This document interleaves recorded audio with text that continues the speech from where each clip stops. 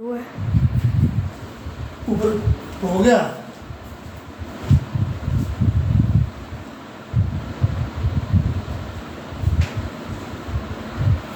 ये आ रहा है, ये हो गया शुरू हो गया।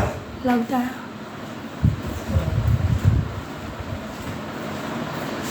हेलो बच्चों, आज हम आपको सेकंड चैप्टर जो है फर्स्ट यूनिट का सेकंड चैप्टर जिसका की टाइटल है बायोलॉजिकल क्लासिफिकेशन। एक्चुअली इस बायोलॉजिकल क्लासिफिकेशन की क्या ज़रूरत पड़ गई, तो इसके लिए सबसे पहले हमने जो आपको इंट्रोडक्शन में बताया कि जितने भी लिविंग ऑर्गेनिज्म जो है वो कि जो मिलियन में हैं और इनको आप एक पर्टिकुलर टाइम फ्रेम में किस तरीके से स्टडी कर सकते हैं, तो उसके लिए ये बायोलॉजिकल क्लासिफिकेशन वगैरह बनाया गया।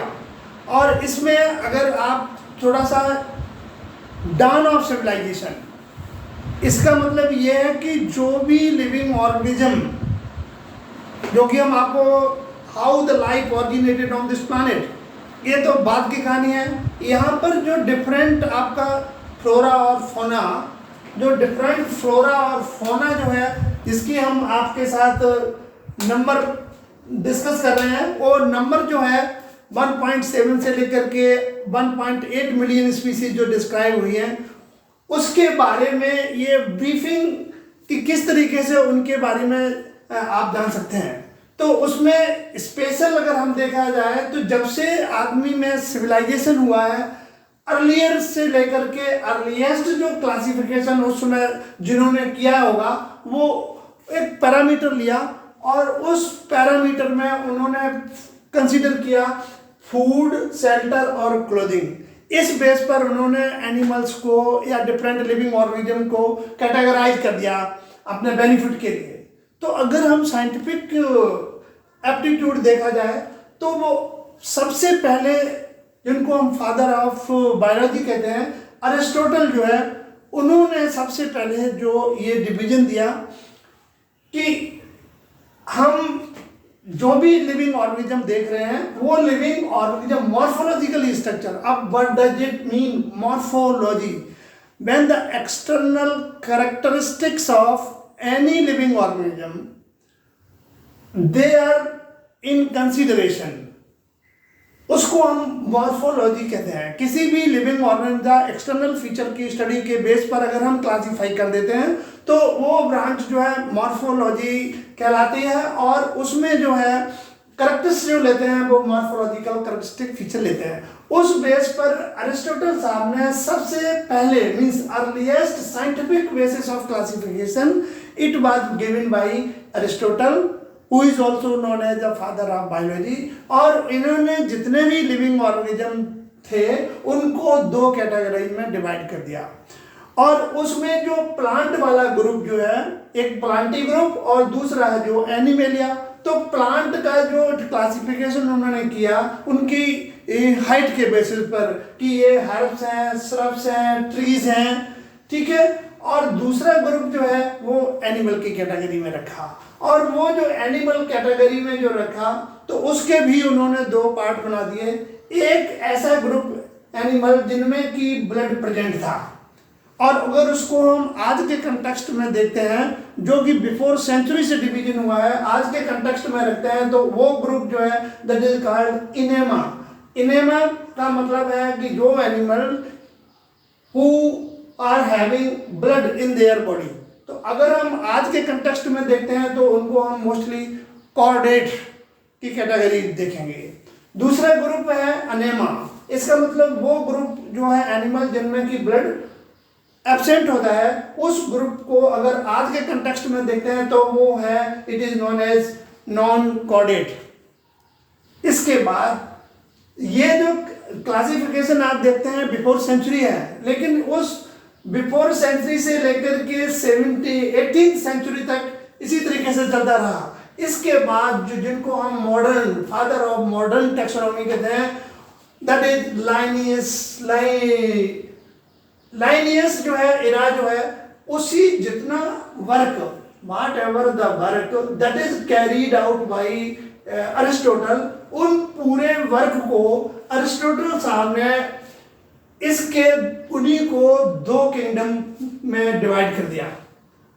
तो इसका मतलब ये है कि जो किंगडम टर्म जो है वो it was established by Linnaeus, और इन्होंने two system kingdom system classification as such जो है वो एग्जिस्टेंस में ला दिया, जिसको एक ग्रुप को हम प्लांटी कहते हैं, दूसरे को हम एनिमेलिया कहते हैं।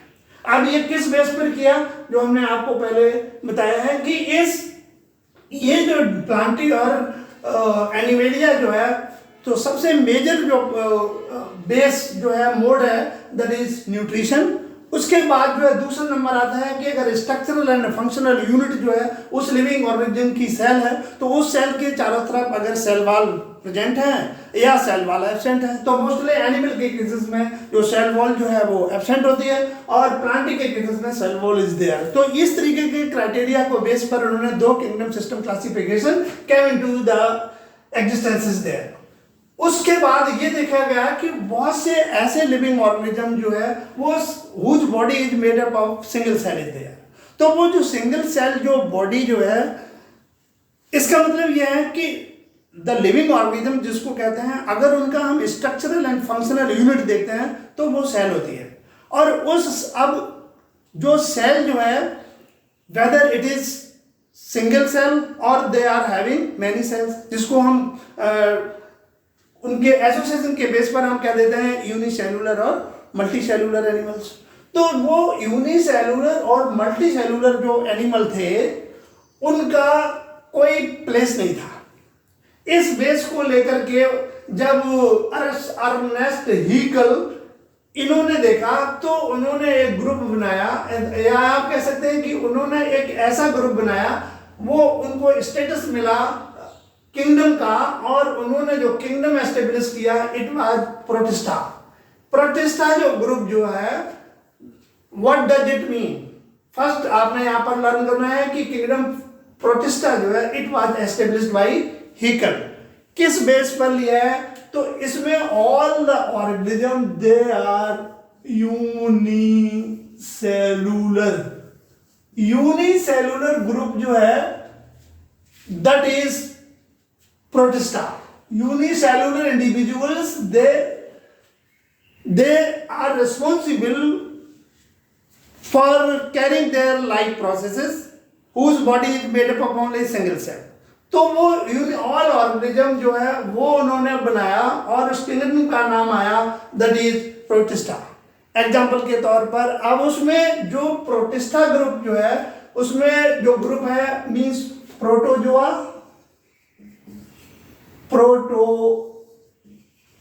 प्रोटोजोआ भी है और यूनिसेलुलर एल्गी भी है, ये ही कुड नॉट, या बैक्टीरिया भी है। ये सभी इंडिविजुअल जिनकी बॉडी जो है एक ही सेल की बनी थी, और it was established by Ernst Haeckel. यहां पर जो आपको अटेंशन देने की बात है, तो इसमें सबसे जो ड्रॉबैक आया, वो ड्रॉबैक क्या है कि यूनिसेलुलर एनिमल जिसमें दो कंडीशन है, इन केस ऑफ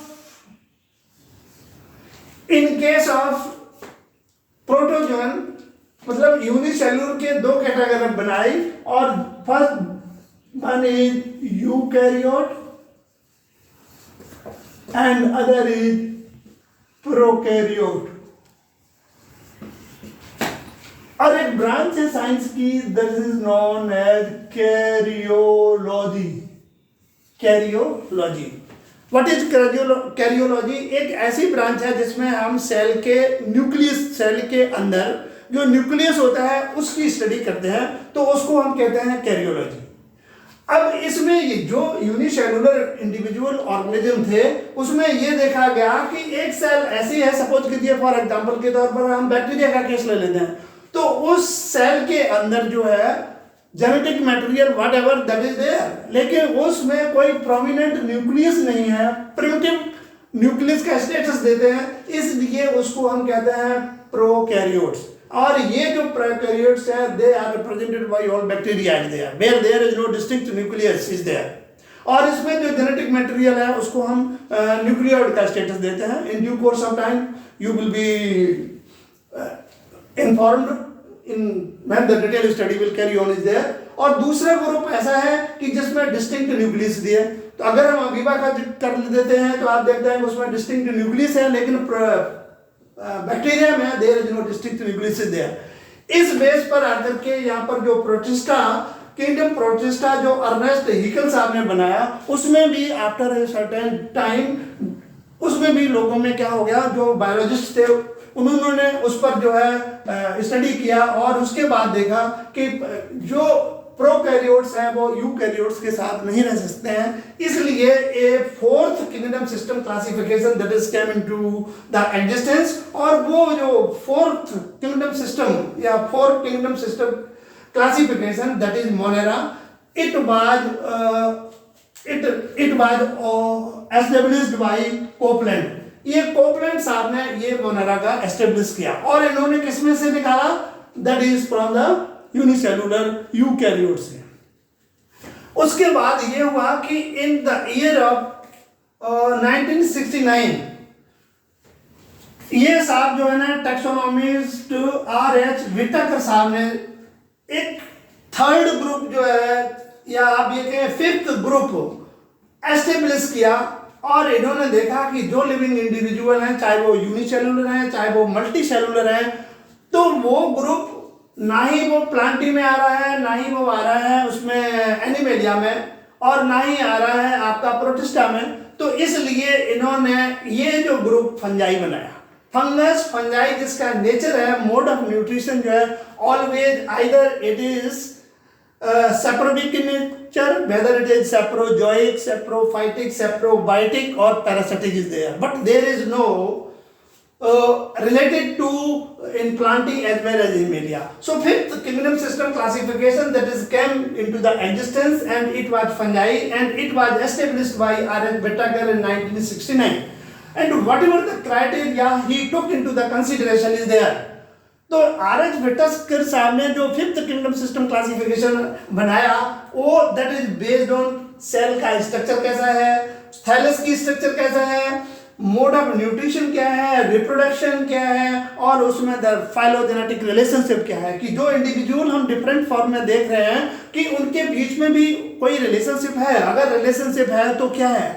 इस बेस पर the fifth kingdom system classification in fourth already that was there, जिसमें कि फिफ्थ उन्होंने और जोड़ दिया दैट इज फंजाई, और नाउ जो है फिफ्थ किंगडम सिस्टम क्लासिफिकेशन जो है that is established by R.H. Whittaker साहब, और इन्होंने वो लिटिल बिट कंपैरेटिव अकाउंट जिसका कि हम आपको डिटेल में we will discuss the fifth kingdom या फाइव किंगडम सिस्टम क्लासिफिकेशन। थोड़ा सा कैरेक्टरिस्टिक बारे में आपसे बता देते हैं कि इसमें जो कैरेक्टरिस्टिक लिए वो किंगडम जो है Monera kingdom, protista kingdom, fungi kingdom और प्लांटी किंगडम और एनिमेलिया किंगडम।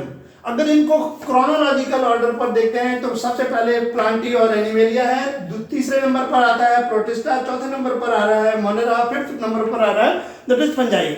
और इसके जो बेस मेन कैरेक्टरिस्टिक फीचर क्या है कि अगर हम उस जो whatever that is the organism they are in different type of kingdoms are there, अगर हम उनके माइन्यूट स्ट्रक्चर सेल का स्ट्रक्चर देखते हैं तो उसमें सेल किस टाइप की आती है, तो बेसिक स्ट्रक्चर में ऑल मोनेरन्स जो है they are prokaryotic, there is no distinct nucleus is there in all the similarities in Protista, fungi, plantae and animalia, सभी में जो सेल जो है वो डिस्टिंक्ट न्यूक्लियस इज देयर। तो जिस सेल में डिस्टिंक्ट न्यूक्लियस होता है उसको हम कहते हैं eukaryote, eukaryotic, that's why it is known as eukaryotic. उसके बाद आया सेल वॉल, वो सेल की फर्दर प्रोडक्शन के लिए इस मोनेरा में जो है सेल वॉल जो है वो प्रेजेंट है, प्रोटिस्टा में प्रेजेंट किसी फॉर्म में प्रेजेंट है और किसी में एब्सेंट है, फंजाई में सेल वॉल जो है दैट इज प्रेजेंट और प्लांटी में भी सेल प्रेजेंट है, लेकिन जितने भी एनिमल होते हैं उनमें सेल वॉल जो है दैट इज एब्सेंट होते हैं। अब आप ये कहेंगे कि फंजाई में भी सेल प्रेजेंट है, प्लांट में भी है, तो अलग क्यों हो गया? अलग वो इस बेसिस पर हुआ है कि जो सेल वॉल का कंपोजिशन जो है स्ट्रक्चर है वो किसकी बनी हुई है।